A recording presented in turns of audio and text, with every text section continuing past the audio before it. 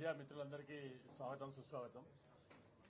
ఈరోజు press conference ఉద్దేశించి కేంద్ర మంత్రివర్యులు బండి సంజయ్ కుమార్ గారు మాట్లాడతారు. దానికన్నా ముందు వేదిక మీద ఉన్నటువంటి వాళ్ళని పరిచయం చేస్తాను. ఇటు పక్కన ఉన్నటువంటి వారు పొలను సంతోష్ రెడ్డి, హన్మకొండ జిల్లా అధ్యక్షులు, అదేవిధంగా పెద్దపల్లి జిల్లా అధ్యక్షులు కర్ర సంజీవ్ రెడ్డి గారు, మాజీ మేయర్ సునీల్ రావు గారు, మాజీ డిప్యూటీ మేయర్ డి శంకరన్న గారు, అదేవిధంగా మాజీ డిప్యూటీ మేయర్ గుగ్గిల రమేష్ గారు, మాజీ ఎంపీపీ వాసాల రమేష్ గారు, పార్లమెంటు కన్వీనర్ బోయినపల్లి ప్రవీణ్ రావు గారు మీడియాను ఉద్దేశించి మాట్లాడాల్సిందిగా బండి సంజయ్ కుమార్ గారిని కోరుతున్నాను. ఫోన్ టైపింగ్ చేసుకున్న ప్రవీణ్ రావు.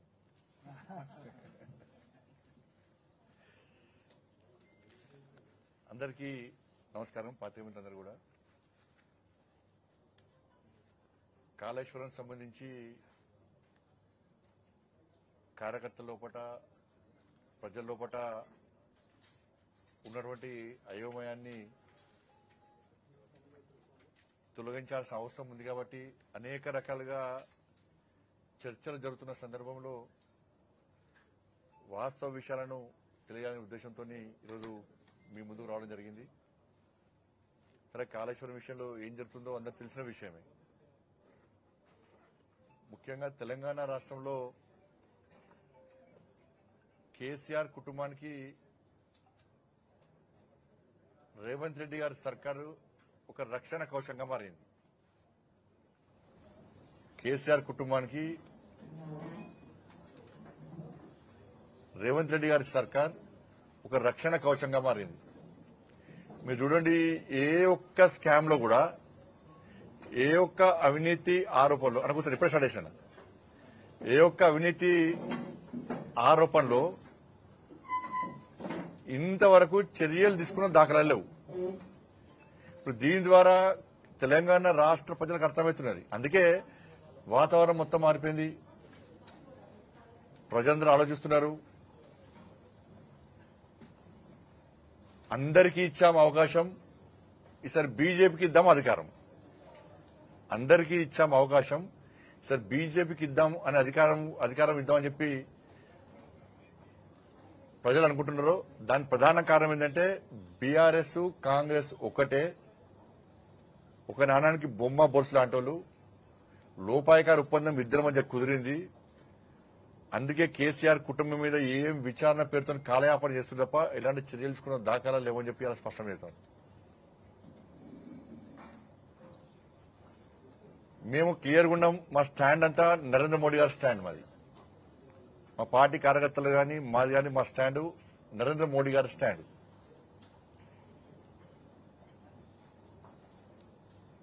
ఇవాళ కాళేశ్వరం విషయంలో ఇది ఒక పెద్ద అవినీతి ప్రాజెక్టు. కాళేశ్వరం అనేది అవినీతి ప్రాజెక్టు. కేసీఆర్ కుటుంబానికి ఏటీఎంగా మారిందనేది జగమెరిగిన సత్యం, నగ్న సత్యం. 11 సంవత్సరాలు ఒక దేశాన్ని నీతి నిజాయితీతో పాలించినటువంటి ఒక మహానుభావుడు నరేంద్ర మోడీ గారు ఏం ఆధారం లేనిదే, ఏం తెలియందే తెలంగాణకు వచ్చి కాళేశ్వరాన్ని ఏటీఎం అని చెప్పగలుగుతారా? కేసీఆర్ కుటుంబానికి ఏటీఎంగా మారని చెప్పగలుగుతారా? నరేంద్ర మోడీ గారు చెప్పారు, అమిత్ షా గారు చెప్పారు, మా జాతీయ అధ్యక్షులు జేపీ నడ్డా గారు చెప్పారు, రాష్ట్ర నాయకులు చెప్పారు. కాబట్టి 100% ఇది కేసీఆర్ కుటుంబానికి ఏటీఎం లెక్క మారింది.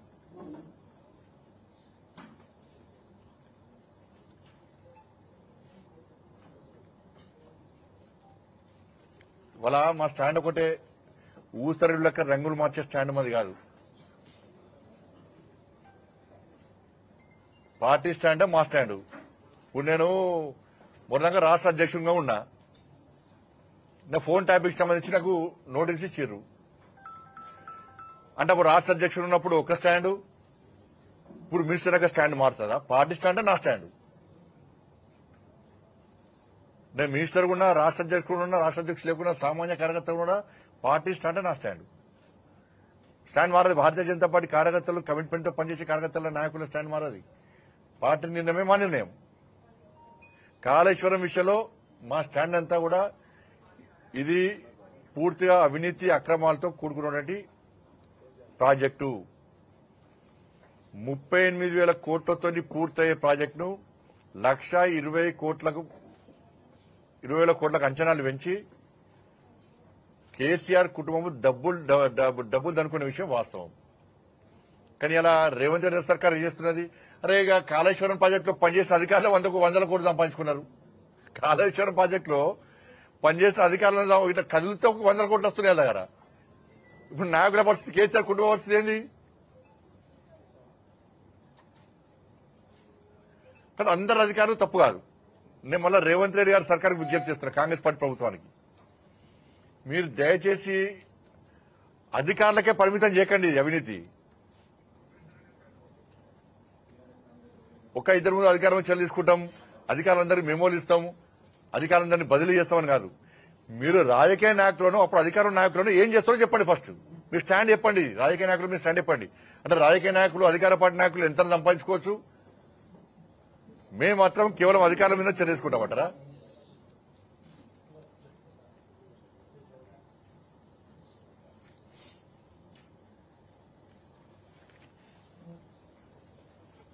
తుమ్మిడిహట్టి దగ్గర నీళ్లు లేవు. నీళ్లు లేకపోవడం వల్ల నీటి లభ్యత లేకపోవడం వల్లనే మేము ఈ డిజైన్ మార్చినాము. కాబట్టి 1,20,000 కోట్ల అంచనాలు వేసినామని చెప్పి కేసీఆర్ గారు చెప్తున్నారు. ఇప్పుడు నా దగ్గర సిడబ్ల్యూసీ రిపోర్ట్ ఇచ్చింది అనుకున్నారు. ఈ కాపీ మీకు కూడా ఇస్తాను. సిడబ్ల్యూసీ రిపోర్ట్ నా దగ్గర ఉన్నది. ఈ సిడబ్ల్యూసీ రిపోర్ట్ లో తుమ్మిడిహట్టి దగ్గర ఈ సిడబ్ల్యూసీ ఏం చేసిందంటే 2013 నుంచి ఒక శాస్త్రీయంగా వాళ్ళ అంచనాలు వేసింది. ఏది? సిడబ్ల్యూసీ 2013 నుంచి 1986 నుంచి 2013 వరకు 86 నుంచి 2013 వరకు 30 సంవత్సరాలకు సంబంధించి నికర జలాలు ఎంత ఉంటాయో అంచనా వేసింది. దాని ప్రకారం తుమ్మిడిహట్టి దగ్గర 165 టీఎంసీల నీటి లభ్యత ఉంటుందని చెప్పి అంచనా వేసింది సిడబ్ల్యూసీ. ఈ రిపోర్టు మీకు ఇస్తాను నేను. రిపోర్ట్ సిడబ్ల్యూసీ రిపోర్ట్ ఏమో నీటి లభ్యత ఉంటది అంటే కేసీఆర్ కుటుంబం ఏమో నీటి లభ్యత లేదు కాబట్టి మేము అంచనా దాన్ని మార్చినామని చెప్పి అంటున్నాం. మరి ఈ రిపోర్ట్ ఎవరు తయారు చేసారు? ఈ రిపోర్ట్ ఎవరు తయారు చేసారు? ఈ రిపోర్ట్ తప్ప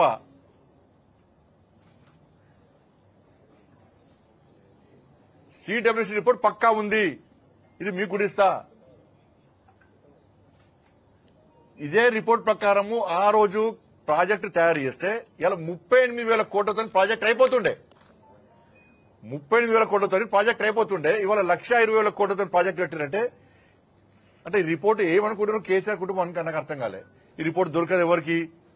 మేము ఏం చెప్పినా నమ్ముతారు, మేము అబద్దాలు ఏం చెప్పినా నమ్ముతారు అనుకున్నారు కావచ్చు. ఈ రిపోర్ట్ మీకు కూడా ఇస్తారు. అనేది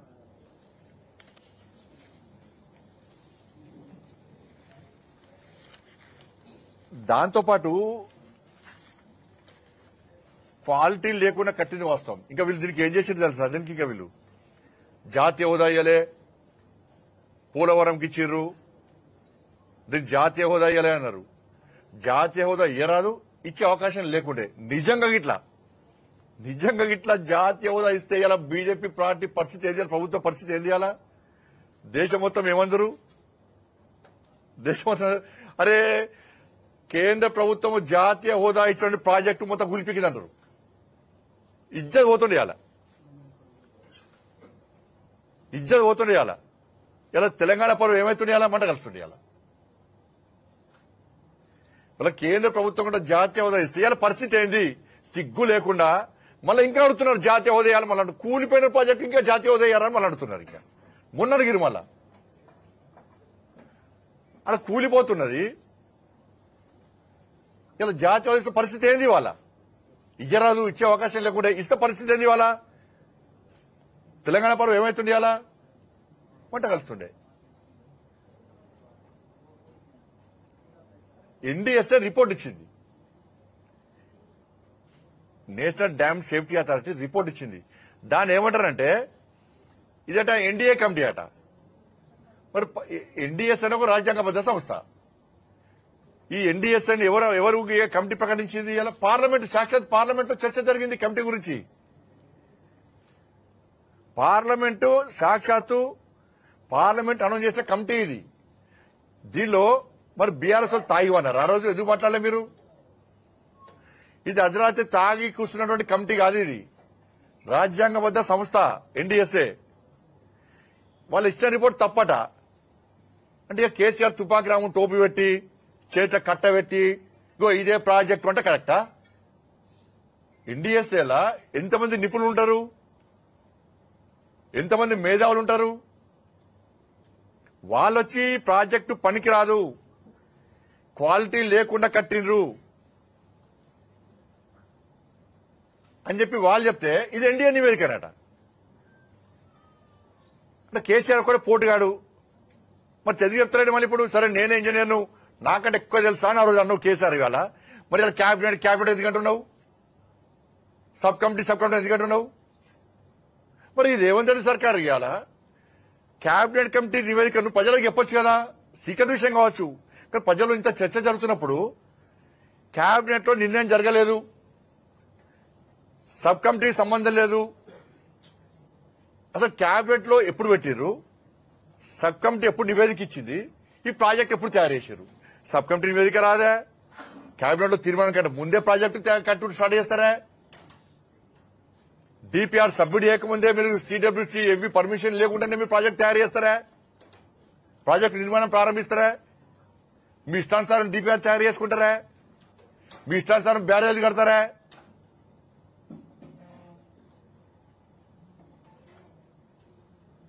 ఏమంటున్నారు? కాళేశ్వరం వల్ల పంట దిగుబడి ఫుల్ పెరిగింది అంటున్నారు. ఇవాళ ఏడ పెరిగింది? అప్పుడు ఏం చేసిండ్రు? వర్షపు నీళ్లు, బోర్ నీళ్లు, మోర్ నీళ్లు పడితే పూలు చల్లురు, అక్షం చల్లురు, కాళేశ్వరం నీళ్ళు అన్నారు. ఏడ నీళ్లు కనబడతారో పూలు చల్లుడే. నీళ్లు కనబడితే పాపం పూలు చల్లుతున్నారు, అక్షింత చల్లుతున్నారు, కాళేశ్వరం నీళ్ళు అంటున్నారు. ఇక ఏ జిల్లాకు పోతే ఆ జిల్లా కాళేశ్వరం నీళ్ళు వస్తాయి, మీకు మన కాళ్ళు కడిగినాకనే పక్క జిల్లా పోతాయట.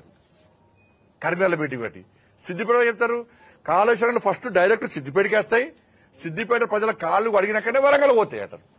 వరంగల్ మీటింగ్ పెట్టి చేస్తారు, డైరెక్ట్ నీళ్లు కాళేశ్వరం వరంగల్కి వస్తాయి, వరంగల్ కాళ్ళు అడిగినాకనే ఇంకొకటి పోతాయి అంటారు. 7 కాలాలు కూడా వర్షపు నీళ్లను, బోర్ నీళ్లను, మోర్ నీళ్లను అక్షంతలు వేసి పూలు చల్లి కాళేశ్వరం ఉన్నారు.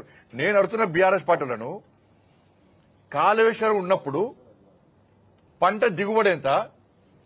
కాళేశ్వరం ప్రాజెక్ట్ లేదు, ఇలా పంట దిగుబడి ఎంత? మరి పంట దిగుబడి కాళేశ్వరం ప్రాజెక్టు లేకున్నప్పుడు కూడా పంట దిగుబడి ఎందుకు పెరిగింది? ఇవాళ సమాధానం చెప్పండి దీనికి. మీకు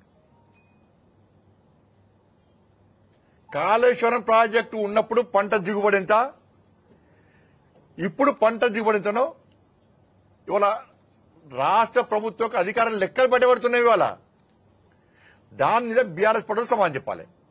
కాళేశ్వరం వల్ల ఏం ఫాయిదా ఏర్పడ్డది తెలంగాణ రాష్ట్రానికి?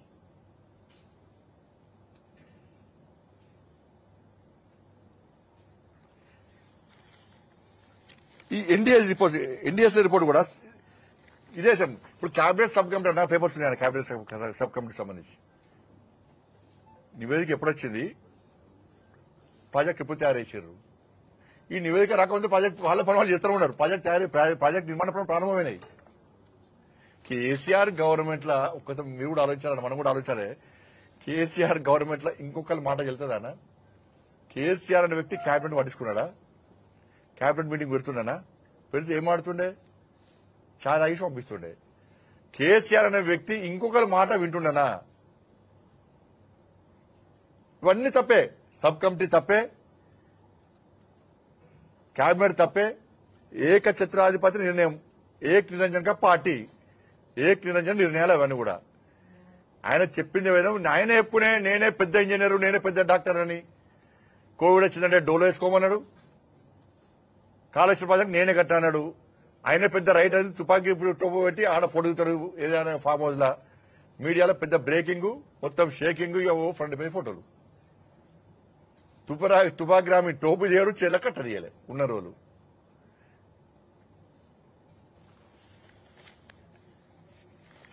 ఎన్డీఎస్ఏ రిపోర్ట్ కూడా మీకు ఇస్తాను. ఇది క్వాలిటీ లేకుండా ఇష్టానుసారంగా కట్టిరు. ఇది ఎందుకు పనికిరాదు. ఇది ఒక ప్లాన్ ప్రకారం కట్టలే, వాళ్ళ ప్లాన్ ప్రకారం బ్యారియర్ నిర్మాణం అంతా కూడా తప్పు అని చెప్పి ఎన్డీఎస్ఏ రిపోర్ట్ ఇచ్చింది. ఈ రిపోర్ట్ కూడా తప్పు అంటే ఇక మీకంటే ఎవరు ఇక మాకంటే తోపుగా ఇవ్వలేనుకుంటే బీఆర్ఎస్ కేసీఆర్ కుటుంబం మేమే తోపునాం, మాకంటే తెలుగులో ఇవ్వలేరు ప్రపంచాలని చెప్పుకుంటారు. వాళ్ళు ఇక ప్రజలందరూ కూడా ముక్కును వెలుసుకొని ఇస్తున్నారు. కేసీఆర్ గవర్నమెంట్ లో క్యాబినెట్ నిర్ణయం తీసుకుంటారా? క్యాబినెట్ నిర్ణయం తీసుకొని పైకి కట్టిరా? అబ్బా గ్రేట్ అనుకుంటున్నారు. మాకు ఎప్పుడు తెలియదు, ఈ విషయం తెలియదు అనుకుంటారు అందరూ.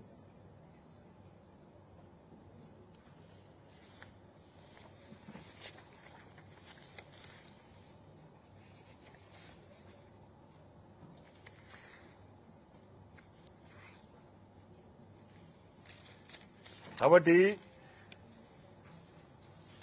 రాహుల్ గాంధీ గారు గతంలో వచ్చేని చెప్పినట్టే ఆయన కూడా సేమ్ ఏటీఎం అని చెప్పిండు.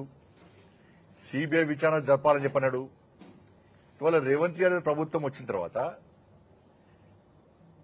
వాళ్ళు విచారణ చేస్తలేరు, సిబిఐకి ఇస్తలేరు. ఫోన్ ట్యాపింగ్ కేసు కానీ కాళేశ్వరం కేసు కానీ మీతో కాదు. ఢిల్లీలో ఎవరితో లాబింగ్ చేయాలో, ఎక్కడ మూటలు అప్పచెప్పానో అక్కడ మూటా ముళ్ళే అన్ని కేసీఆర్ పై అప్పచెప్తున్నాడు.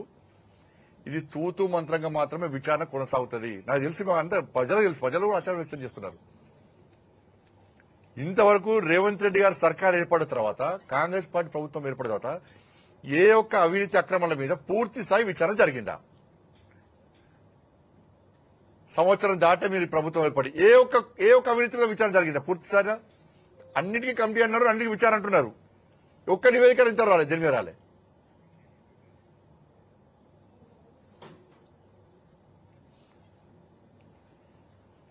కాబట్టి దీని మీద సిబిఐ విచారణ జరపాలి. దీని మీద సిబిఐ విచారణ రాష్ట్ర ప్రభుత్వం కోరాలి. ఈ రాష్ట్ర ప్రభుత్వం మీద మాకు నమ్మకం లేదు. కేసీఆర్ కుటుంబం అవినీతి మీద విచారణ జరపడానికి కేంద్ర ప్రభుత్వం సిద్ధంగా ఉంది. ఫోన్ ట్యాపింగ్ విషయంలో కానీ కాళేశ్వరం విషయంలో మీరు సిబిఐ విచారణ కోరాలని చెప్పి భారతీయ జనతా పార్టీ డిమాండ్ చేస్తున్నది. రాహుల్ గాంధీ గారు ఆ రోజే మాట్లాడారు, ఈ రోజు ఎందుకు మాట్లాడతలేరు? మరి ఢిల్లీకి ముఖ్యమంత్రి గారు గిన్నిసార్లు వచ్చినప్పుడు, మంత్రులు గిన్నిసార్లు వచ్చినప్పుడు కాళేశ్వరం మీద విచారణ ఏమైంది?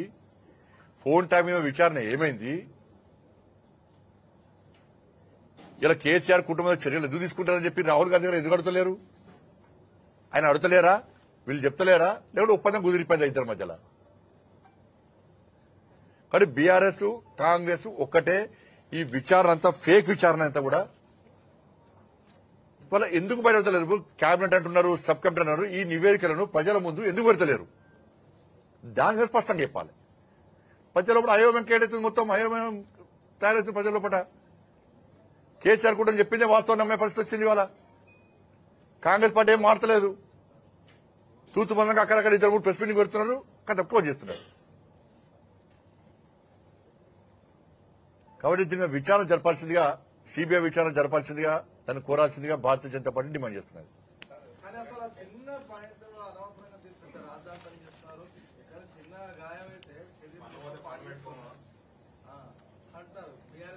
మరి పోయి పోయమని చెప్పారు బీఆర్ఎస్ అందరూ పోయి. అప్పుడు తట్టమోసి ఇలా కోట్ల రూపాయలు వసూలు చేశారు కదా బీఆర్ఎస్ పార్టీ వాళ్ళు అందరూ పోయి. అంటే పిల్లలు కట్టమని చెప్పారు. అంటే ఎన్డీఎస్ఏ నిపుణుల కంటే పెద్ద తోపు కాల వీళ్ళు. ఇవాళ 1,20,000 కోట్లు నాశనం చేసి ప్రతి సంవత్సరానికి 16,000 కోట్ల రూపాయల మిత్తి కడుతున్నాం. ఇవాళ ప్రజాధనం అది 16,000 కోట్ల రూపాయల మిత్తి. అలా ప్రజల మీద భారం పడ్డది. ఎవరి కారణం దానికి?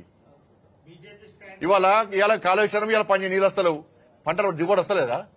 దిగుబడి ఎందుకు పెరిగింది? దిగుబడి ఎందుకు పెరిగింది ఇవాళ? మరి తెలంగాణ మీద మేము ప్రాజెక్టు వ్యతిరేకం కాదు, కానీ అవినీతి ప్రజలకు వ్యతిరేకం. మేము ప్రజలకు అవసరం ఉండాలి, ప్రజలకు దాని ద్వారా లబ్ధి పొందాలి. ఇవాళ అదే నేను కాళేశ్వరం వల్ల ఏం ఫాయిదా వచ్చిందని చెప్పి నేను అన్నా.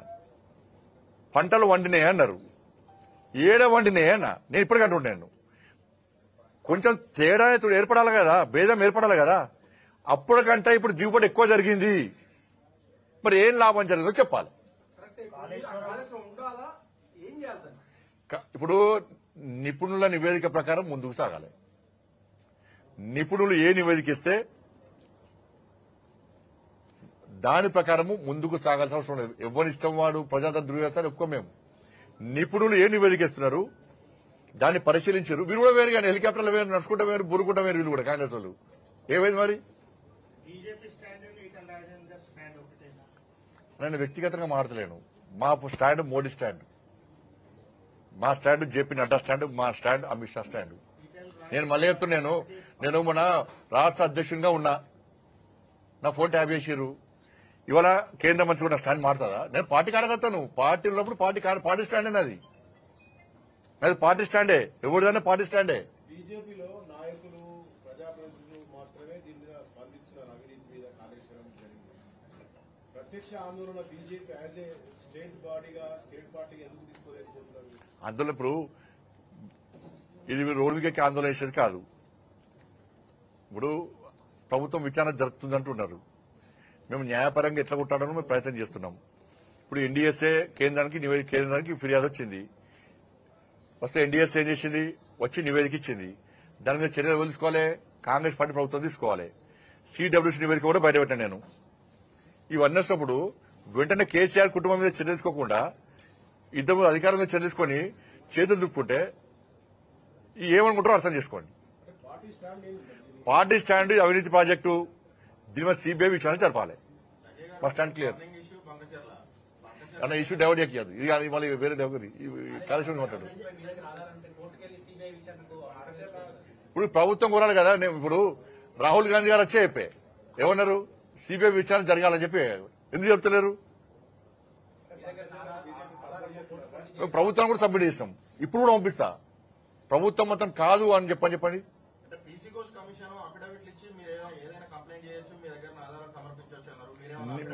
మేము 100% ఇస్తాము. దాంతో పాటు నేనేమంటున్నానంటే రాష్ట్ర ప్రభుత్వము వాటిని ఎందుకు బహిర్గతం చేస్తలేదు అంటున్నాను. క్యాబినెట్ తీర్మానం వాళ్ళ దగ్గర ఉంటుంది, మా దగ్గర ఉంటుందా? అది దాచిపెడితే దాగేది కాదు కదా. ఎందుకు బయటపడతలేరు? అది సబ్ కమిటీ ఇంట్లో కూర్చొని రాసేది కాదు కదా. ఎందుకు బయటపడతలేదు రాష్ట్ర ప్రభుత్వం? ఒప్పందం, లోపాయకార ఒప్పందం. ఫస్ట్ కాళేశ్వరం తర్వాత పంపించలేదు అన్న. ఏదైనా కూడా 5 లక్షల కోట్ల ప్రాజెక్ట్ దాన్ని అయ్యేది లేదు, పోయేది లేదు. దాన్ని మరోసారి పెడతా దాని మీద. ఇక కాళేశ్వరం కానీ కాళేశ్వరం మళ్ళీ మీరు అది తీసుకుపోయి ఇది పెడతారు.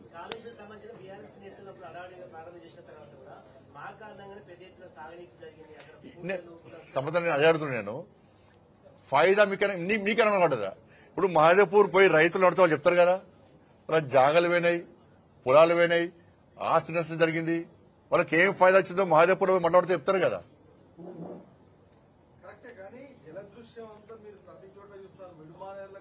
అదే నేను వర్షం నీళ్ళు కూడా వాళ్ళే, వర్షం నీళ్ళు కూడా పూలు చల్లితే వాళ్ళే, కాళేశ్వరం నీళ్ళే. బోర్ నీళ్ళు కూడా కాళేశ్వరం నీళ్ళే. ఏదో ఉపయోగం ఉందన్నా? ఉపయోగం అరే మా పార్టీ ఎంపీ అని ఎవరు ఎంపీ అని ఏమంటున్నా అంటే ఉపయోగం మీకు కనబడుతుందా? అదే పంట దిగుబడి తగ్గాలి. ఇప్పుడు కాళేశ్వరం నీళ్ళు వాడుకుంటలేం కదా, పంట దిగుబడి తగ్గాలి. తగ్గుతప్పుడు ఏమనుకుంటాం, ఎస్ కాళేశ్వరం వల్లనే ఈ రోజు పంట దిగుబడి తగ్గింది, పంట దిగుబడి పెరిగింది, పంట దిగుబడి పెరిగింది.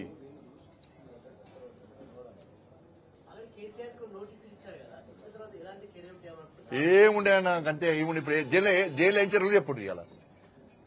ఫామ్ హౌస్ కేసులో ఏం చర్యలు ఉన్నాయి? డ్రగ్స్ కేసులో ఏం చర్యలు ఉన్నాయి? ఈ ఫార్మల్ కేసులో ఏం చర్యలు ఉన్నాయి? ఫోన్ ట్యాపింగ్ లో ఏం చర్యలు? వీళ్ళ ముందంటే నిధులు వారిపోతున్నారు, అమెరికా పోయి చర్చ జరిపి బయటకు వస్తున్నారు. ఏముండే టైం పాస్ పాలిటిక్స్ ఇవి. వాళ్ళ 6 గ్యారంటీల మీద ప్రజల దృష్టి మళ్లించడానికి ఈ ఇద్దరు కలిసి ఆడుతున్న నాటకాలు ఇవి.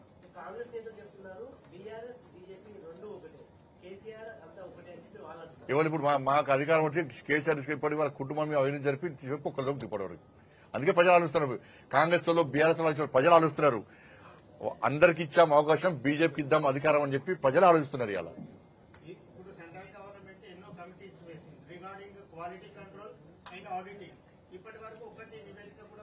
నివేదిక సిడబ్ల్యూసీ నివేదిక నేనే ఇస్తాను, ఎన్డీఎస్ఏ రిపోర్ట్ నేనే ఇస్తాను. ఇప్పుడు నాకు రెండు ఇప్పిస్తాను, మీకు పంపిస్తాను. ఎన్డీఎస్ఏ రిపోర్టు సిడబ్ల్యూసీ రిపోర్టు నాకు రెండు మీకు పంపిస్తా. ఈ ప్రభుత్వం దగ్గర ఉన్నాయి. ఏం యాక్షన్ తీసుకున్నది? ఇంతకంటే ఇప్పుడు కేంద్ర ప్రభుత్వం ఇచ్చినప్పుడు వాళ్ళు చర్యలు తీసుకొని రిపోర్ట్ ఇచ్చినప్పుడు వాటి మీద చర్యలు తీసుకోక మళ్ళీ ఈ కమిటీ అయింది. మళ్ళా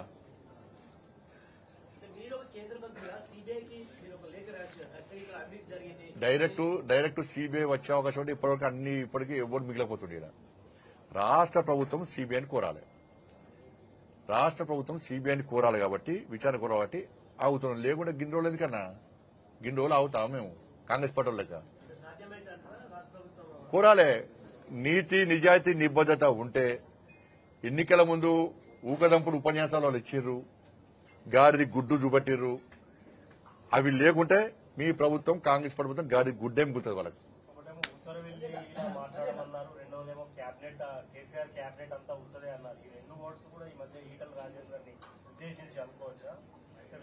నేను మాట్లాడింది కాళేశ్వరం అవినీతి ప్రాజెక్టు విషయంలోనా. కాళేశ్వరం అవినీతి విషయంలో ఎవరు సమర్థించినా అది తప్పే. ఎందుకంటే మా నరేంద్ర మోడీ గారు, మా అమిత్ షా గారు, మా జేపీ నడ్డా గారు ఎన్నికల సందర్భంగా వచ్చి అనేక సందర్భాల్లో అన్ని ఆధారాలను చూసిన తర్వాతనే ఈ అవినీతి ప్రాజెక్టు ఏటీఎం అన్నారు. కాబట్టి భారతీయ జనతా పార్టీ కార్యకర్తలుగా మా స్టాండ్ ఒకటే. ఈ స్టాండ్ మార్చుకుంటే పోయి వాళ్ళని అడగండి. ఇది కాళేశ్వరం కానీ రేపు మళ్ళీ పడతాం. ఫోన్ ట్యాపింగ్ బంకిచాలి మళ్ళీ పడతాం. మీకు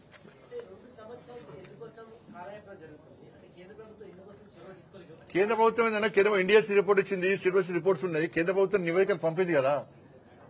నివేదికలు పంపుతూ రాష్ట్ర ప్రభుత్వం మన కమిటీలు పెడుతున్న విచారణ కాలయాపన చేస్తుంది కదా. కేంద్ర ప్రభుత్వం ఇచ్చిన ఎంక్వైరీ చేసి ఆ రిపోర్ట్ మీద చర్యలు తీసుకోవచ్చు కదా. ఎందుకు పక్క పెడుతుంది కేంద్ర ప్రభుత్వం? మరి అది అన్ని ఏం చేస్తారంటే మళ్ళా దీన్ని కౌంటర్ గారు బీఆర్ఎస్ ఇది అదే చెప్పినా కదా మళ్ళీ అది పోతుంది. మందోడు నేర్పాడు. అప్పుడేమో నదులకు నడక నేర్పినా అన్నాడు, ఇప్పుడేమో క్యాబినెట్ అంటున్నాడు. అప్పుడేమో నదులకు నడవాలి, ఎట్లా వంక నడవాలని చక్క నడవాలని నేర్పినప్పుడు అప్పుడు ఇంజనీర్ ఆయనే. ఇప్పుడు నాకేం సంబంధం క్యాబినెట్ అంటున్నాడు. ఇప్పుడు నదులకు బ్యారెల్ నింపింది ఆయనే, బ్యారెల్ కట్టింది ఆయనే. నాకంటే పెద్ద ఇంజనీర్ ఎవరు ఉన్నారు? ఈ క్యాబినెట్ అంతా బట్టే డమ్మినే వేసి పడేసిండు. నదులకు నడక నేర్పిన కేసీఆర్ ఇవాళ క్యాబినెట్ మీద ఎందుకు నేరాన్ని నెడుతున్నాడు? అధికారులను కూడా ఎందుకు నేరం నెడుతున్నారు? నదులకు అప్పుడున్న మాట మీద కేసీఆర్ ఎందుకు కట్టుబడలేడు? ఇవాళ నేనే ఇంజనీర్ను, నేనే డాక్టర్ అన్న కేసీఆర్, నదులకు నడక నేర్పిన కేసీఆర్ ఆ మాట మీద ఎందుకు కట్టుబడలేడు? థ్యాంక్ యూ అన్న.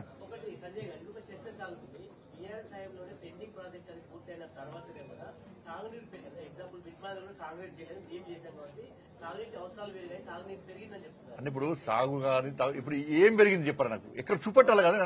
ఇప్పుడు మొన్న అదే చెప్తున్నాను. భేదం అయితే అప్పటికిప్పుడు తేడా చూపెట్టాలి కదా. ఏం పెరిగింది అంటే పంట దిగుబడి పెరగాలి కదా. ఏం పడుతుంది? పంట దిగుబడి తగ్గాలి. ఇప్పుడు పంట దిగుబడి తగ్గాలి. తగ్గుతప్పుడు ఏమనుకుంటాం? పంట దిగుబడి ఇంకేం చేస్తారు? మరి ఇంకేం చేస్తారు చెప్పండి. ఇంకా ఏం చేద్దామని చెప్పండి మీరు.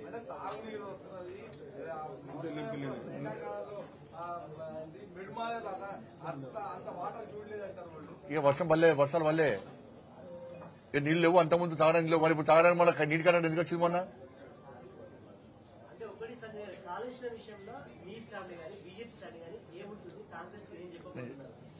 మా స్టాండ్ ఒకటే. దీని మీద మీరు విచారణ జరపలేరు. మీ రాహుల్ గాంధీ గారు ఇచ్చిన మాట కూడా మీరు పట్టించుకోరు. లోపాయకార ఒప్పందం కుదిరింది. కేసీఆర్ కుటుంబానికి రక్షణ కవచంగా కాంగ్రెస్ పార్టీ ప్రభుత్వం మారింది. మీతో కాదు కాబట్టి సిబిఐ విచారణ కోరాలని చెప్పి నేను రిక్వెస్ట్ చేస్తున్నాను, డిమాండ్ చేస్తున్నాను. అసలు ప్రభుత్వం ఒకటి, రేవంత్ రెడ్డిని కేసీఆర్ అంతా రక్షణ కవచమే ఒకటి. రక్షణ కేసీఆర్ కుటుంబాన్ని కాపాడడానికే కాంగ్రెస్ పార్టీ ప్రభుత్వం ఏర్పడ్డది. లోపాయకార ఒప్పందం వసంత అంతే సంకీర్ణ ప్రభుత్వమే అది. కానీ అనుకోకుండా కొట్టాడుకునే ప్రజలు నువ్వు కొట్టాడు చేయి, సంయుక్త ప్రభుత్వం నువ్వు కొట్టాడు చేయి, నేను ఏర్పాటు చేస్తా అన్నట్టు.